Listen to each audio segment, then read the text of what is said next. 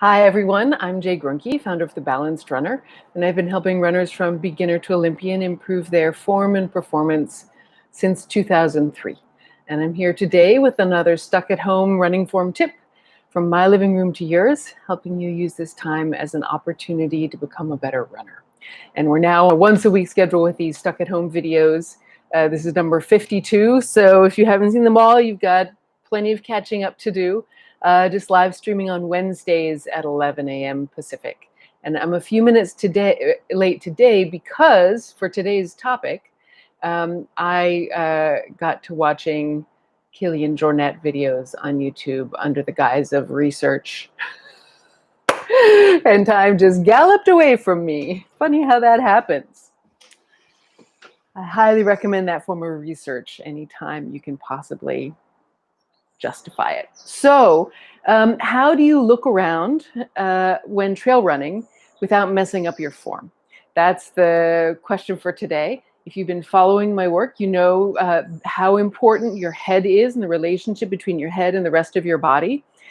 As for your running form, it really determines to a large extent how the rest of your body moves.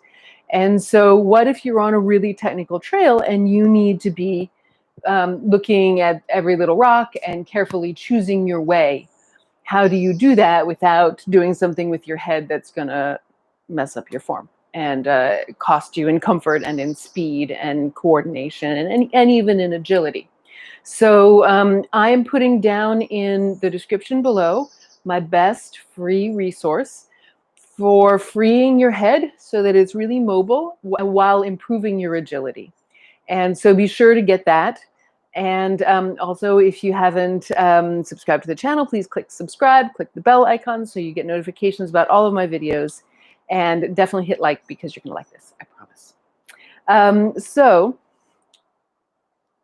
my general advice is always that you look out roughly parallel to the road or trail that you're running on, to the surface that you're running on. So if you are running on the level, you're just going to be looking right out at the horizon, you know. And I will also put a link in the description below to some of my videos on face forward, on how to coordinate a forward lean while making this movement with your head that is just a movement of your skull on your atlas vertebra, so that you are able to look at the horizon while maintaining a forward lean of your torso.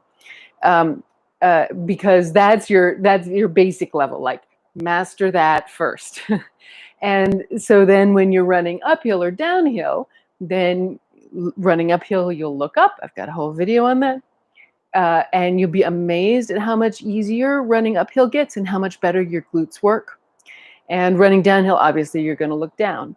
And this is within reason. So if you're running up a very vertical, like A, you're probably not actually running, but B, you're not going to crane your neck and like look up like that, you know, like that would be too much. So, you know, use your good sense. But I would say, you know, up to like about 45 degrees, looking up really helps. And even then, you never want to look down when you're going up, right? And anyway, there's usually less to worry about with terrain going uphill than going downhill. So, you know, we're mostly talking about how do you handle running downhill on a really technical trail, or, you know, undulating. So those are the basic principles. And when you organize yourself like that, again, with this forward lean that is adequate, and with your face forward so that your chin is farther away from your throat, your head has done this sliding on your atlas vertebra. This is exactly where you nod. Yes, it's not a bend of the neck, it's a movement of your skull. When you've done that, then your head is already quite free for looking around.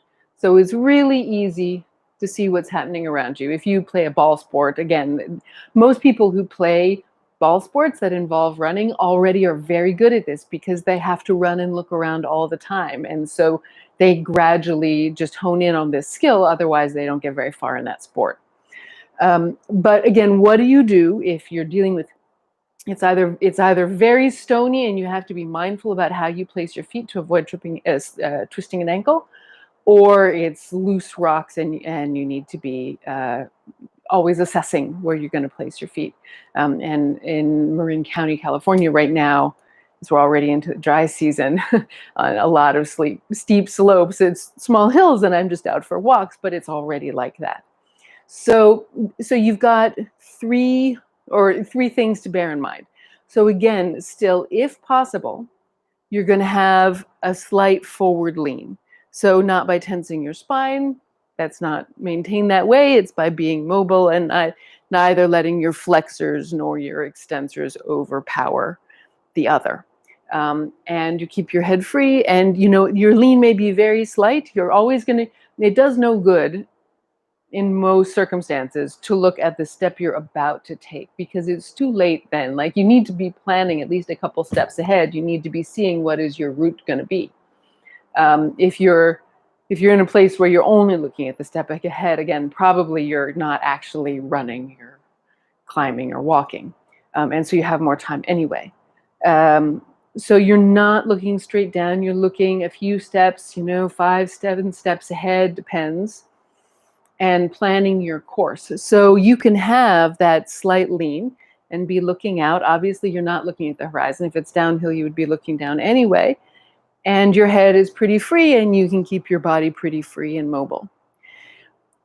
If it's really loose, dry rock, and you need to be very careful about your weight and keeping your center of gravity over your feet. If it's very steep, and then you're probably also looking closer, maybe not that many steps ahead, then you might actually flex so that you can look down right in front of you, and you'll have your feet in view too. So, that's going to be probably not the majority of the situations you're in, but if you need to do that, you need to do that. Okay. And the one thing, however, in no situation that you should do is retract your head. So some people, in order to look at the ground close, well, some people just do this all the time anyway when they run. And again, plenty of videos I've made on that. I'll put some relevant links below. When you do that, well, you can even see or sense, like, the muscles here look at that attractive double chin. The muscles here are now contracted. Sternocleidomastoid is contracted. Your breathing gets worse.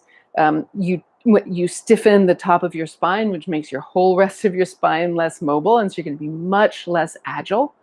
The force is not going to travel through your skeleton well to your head, so you're going to be a lot slower.